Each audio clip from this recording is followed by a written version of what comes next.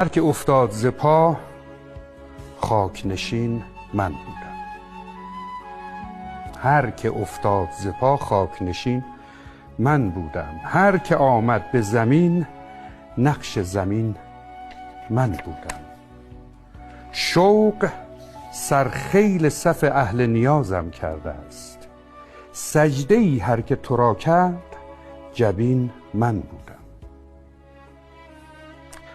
راز خود کرد وصیت همه با من مجنون.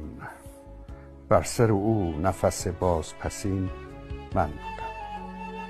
لحظه آخر مرگ مجنون من نشسته بودم رو سرش. این زمان غیر من آنجا همه کس ره دارد. یاد روزی که در آن بزم همین من بودم. سعی من کردم و شد وصل نصیب دشمن. دیگری صید تو کرد و به کمین من بودم. عجیبه نه؟ هر کف خاک به جولانگه شه میگوید. آدم توقع داره یک مدحی از شاه بکنه. میگه هر کف خاک، وقتی که شاه داره با اسبش جولان میده، هر کف خاک داره با شاه حرف میزنه. رو چی میگه؟ هر کف خاک به جولانگه شه میگوید. پیش از این پادشه روی زمین من بودم.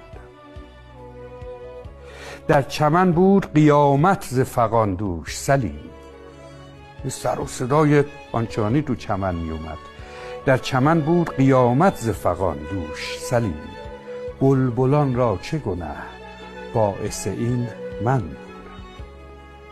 ته هر ماجرایی که من حضور دارم انگار تموم درد و غم و رنج عالم و این آدم تجربه کرد.